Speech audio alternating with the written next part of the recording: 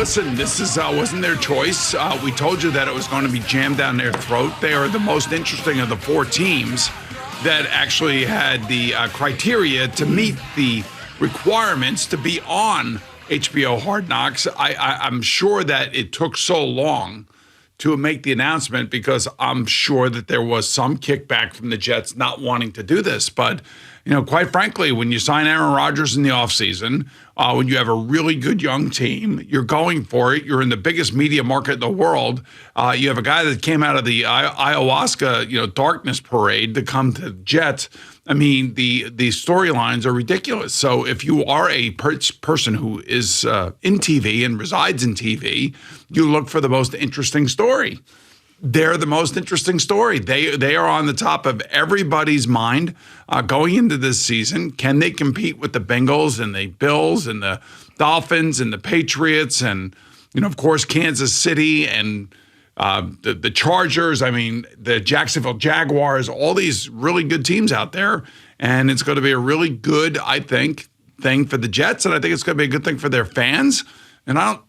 And for us, it's going to be great because we'll be able to talk about Hard Knocks because we're going to want to watch it. Right. And usually I watch a Hard Knocks episode the day after because it ends up airing late at like 9 o'clock. But now I got to stay up and watch it live because everybody's going to be watching it live because it's the Jets and we're going to have to talk about it the next morning, which is great. And maybe we make a Hard Knocks appearance because we're going to be out there at camp one day.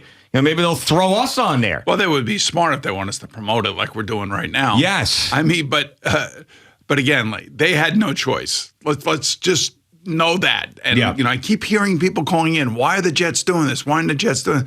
They have no choice. Yes. They have to do it. The NFL came up with these rules a few years ago because it's an NFL Films production that if you are a team that hasn't made the playoffs in the last, couple of years, 2 years, you're a team that does not have a brand new head coach and you haven't been on in 10 years, that the NFL can force you to do Hard Knocks. The Jets fit all those criteria, and if they didn't blow it last year at the end of the season and made the playoffs, they wouldn't have to worry about this because the NFL wouldn't have forced them to do it. Right, but, and this is the other thing. If you remember, right before the draft, we were talking about the scheduling and all that other stuff that was coming. And I said, Aaron Rodgers is going to be a Jet before all of this because they have to clear up the cap space. They got to figure, from a Green Bay perspective, from a New York Jet perspective. But I would just tell you how important it is when it comes to scheduling the NFL schedule. The NFL needs to know where players are going to be. So then they decide, okay, this team is going to make 5 or 6 different primetime or individual game performances during the year. And they needed to know that Aaron Rodgers was going to be on the team so they could set up the schedule the way that they did. And, so this just goes, hey, look, the Jets, it doesn't matter because you have to win in the season. The Jets have won the offseason. Whether that means anything to anybody or anything else, I don't know. But the fact is they won the offseason. They are the most interesting team. I could think of a couple of other teams out there that would be really interesting on Hard Knocks. But then again, this quarterback thing is coming out. I ended up watching a bunch of that yesterday. Have you seen any of it yet? I haven't seen any of it yet, but I would just say, Patrick Mahomes won a Super Bowl, and they were all over him during the year. Yeah, everywhere, personal life and everything. So I just don't want the Jets to be angry that they're around, Rob Saleh to be annoyed that they're around, because he flat out said, I'm sure there's a lot of teams that want to be on Hard Knocks. We're not one of them, so I don't want him to not give access or be pissed off in the interviews and create drama because of that. Just lean into it. I mean, just show everybody that it's a fun place to be, a good place to be, use it as a marketing tool, and enjoy the fact that you're relevant.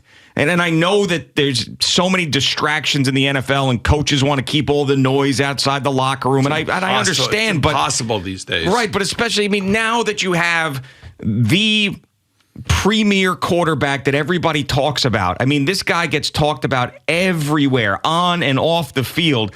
You weren't going to escape attention to begin with.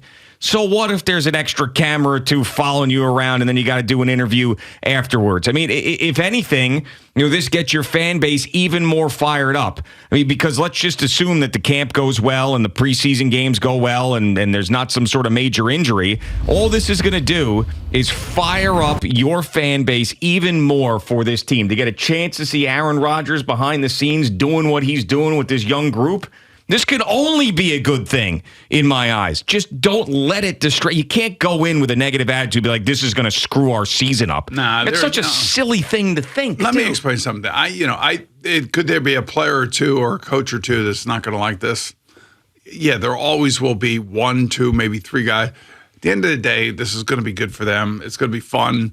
It's going to be fun watching. Like as Joe Douglas told me 3 weeks ago, he said, you know what? I've never been on the field with a Hall of Fame quarterback. In all of his years in the NFL. Now, Joe Flacco's not going to be a Hall of Fame quarterback. He was on the field with him. Mm-hmm. He was a championship quarterback. He was on the field with Carson Wentz, but Carson Wentz, early on in his career, he was not going to figure all this stuff out just yet. But watching Aaron Rodgers run practice, run the meetings, was a completely different experience for him. And he goes, it's really, really impressive. It's amazing what somebody at this level can do for a team and how a team responds to that personality, especially with the way that he prepares both on the field and in the classroom. Like I told you, when he first got there, he did an hour dissertation just on his snap count alone. And this is going to make everybody more comfortable, make everybody understand their roles a little bit better. Instead of standing in a huddle like the Jets had to do last year with a kid who was not ready to play yet. And when you're looking at him and he's calling plays and you do not have confidence that he can get his job done, then it's going to adversely affect you as a player. So this is going to change the whole dynamic of the offense and the players that are in that locker room and on that team, even defensively. And I do think that there's going to be a healthy competition against guys, Garrett Wilson and Sauce Gardner in practice. One-on-ones, 7-on-7s, all that kind of practice work. There is going to be an uptick in competitive spirit. Yes, and there's another angle of this that's similar to the 2010 season, even though it was about an extension and not so well. I guess this is an extension too, but remember all the Darrelle Revis noise that was going around in the Jets 2010 Hard Knocks and the meeting at the diner and all of this stuff and the holdout, and now you got Quinnen Williams. Yeah, I don't think that's good. I think that'll be a story, man. I know, but I do think that Quinnen will get signed, and Aaron's still got to sign his contract. It's still got to work out the details, the minor details of paying him and how they're going to pay him and making sure that they're cap compliant. That's the most important thing. And I think they went out there, the initial meeting, and explained to him, this is how we have to do things. And he understood that. Now, I have not seen how those numbers are going to be paid out yet. Eventually, they will get paid out in some way, shape, or form. I think if I have to think, I'm thinking back to those meetings. I think he gave them a 3-year commitment. Really? I think so, yes. Well, that's news. Now, I will say that 3 years? I think that's How about you do the same? But I think they have to do that because of cap reasons and things of that nature. Yeah. Now, look, I say that today, okay, and everybody can go run with it all they want. The thing is if Aaron Rodgers, let's just say, the best case scenario, he gets them to the playoffs, but they lose in the playoffs. Okay, but he had a good year. He's definitely coming back. Let's say, worst case scenario, he plays 3 games, blows out a shoulder, and is done for the year. Yeah, who knows what the future then holds? Well, because there's all sorts of variables that could play into this. But I do believe, he's not going to only be here for 1 year, is my point. Yeah, so I'll make a comparison, not to Brett Favre with the Jets, but when Brett Favre went to the Vikings that first year, they went to the championship game. He was great. He was in the MVP race. And then the second year he came back and he wasn't nearly as good. And he ended up getting hurt, and his Ironman streak ended towards the end of the season. With an ankle. Was it an ankle? I thought it was shoulder. Shoulder, maybe? But at that point he was done. You just knew he was done. Yeah, that's what I'm saying. So you could say, hey, this is what I want to give you, and he's in great shape and he's taking care of himself. But injuries always have to be taken into account as potential issues for a player, and especially somebody who's going to be 40 years old. But I think that, he sees, from everything I'm hearing, is just a refreshed attitude. He's with his buddy Nathaniel Hackett. He's got a bunch of young guys around him that are really good. And all these young guys need is direction. They just need a direction of how to do things. Not just from the coaches, but from the guy in the field. And the guy on the field is going to be able to say to Garrett Wilson, hey, double move this guy. He'll call a play, and they'll tell Garrett Wilson, double move him. And the two of them will be on the same page because Aaron will tell him what to do. And it won't just be Garrett Wilson going down there and just running a deep in cut. It may be a deep in cut and then a go. And it's all because Aaron will see something, or they'll see something on the sideline. Coaches will see something. Nathaniel Hackett will pull all the the tricks out of the bag, and it's going to be great. So that's why, if you are HBO and you are the NFL and you want people watching eyeballs, you got to get the most interesting team at the moment on that platform, and that's exactly what the Jets and Aaron Rodgers are bringing to Hard Knocks. Yeah, I wonder how the rest of the country is going to take this, because the Lions last year became one of those teams that everybody got behind. The lovable losers, Dan Campbell, everybody loved them once they were on Hard Knocks. And most teams' fans, other teams' fans, unless you were a Bears fan or a Vikings fan or a Packers fan, had a little soft spot for the Lions last year because they hadn't had a lot of success. They were harmless, and you saw how intense Dan Campbell was.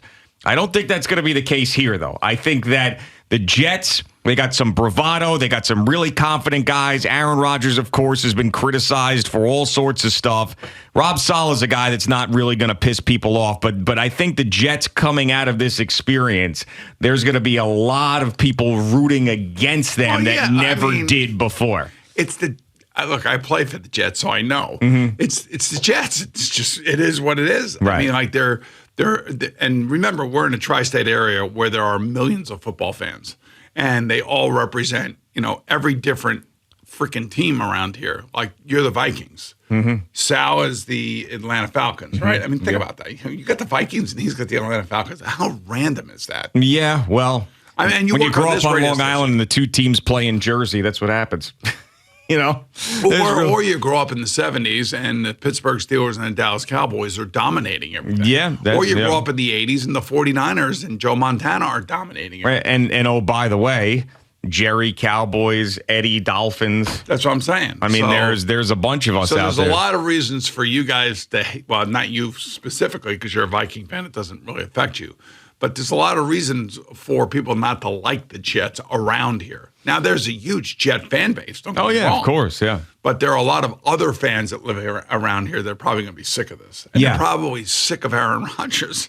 Well, I always had a soft spot for the Jets just because I felt like if I was going to root for one of the two New York teams, it would have been them because I was a Mets fan. And, of course, I had to gravitate to all the losers. And then the Giant fan and had the dominance they've had over the Vikings over the years and the playoff games and everything else. So I always liked the Jets and rooted for the Jets. And I've got so many friends that I've seen just through so much pain and agony throughout the years that weren't alive to see Joe Namath win that Super Bowl. So I've always wanted to see them do well, but they're another one of those teams like the Mets, because of their history, because of the things that have gone on, that when they're bad, people love to celebrate that they're bad. Like the Mets are going to Met, the Jets are going to Jet. It's same old Jets, that whole thing. Well, plus their fan base kind of fuels that. Well, yeah, but there's the negative Joe Beningos of the world that just, and I understand it. Boomer, he don't understand. I get it. Yeah. No, I do Boomer, understand. he don't get it. Yeah, well, Boomer grew up here, so Boomer doesn't. Well, I can't talk about myself in the third person.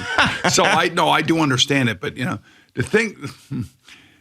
thing is that when we started here in 2007 and the Giants had that magical Super Bowl running, Craig was walking across the bridge in his Speedo and ended up with hemorrhoids and everything else.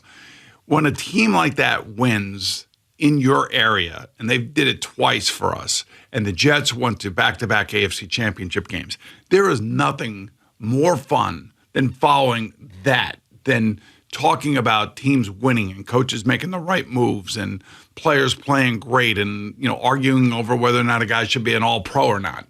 I mean, that's what we all are looking forward to for both teams.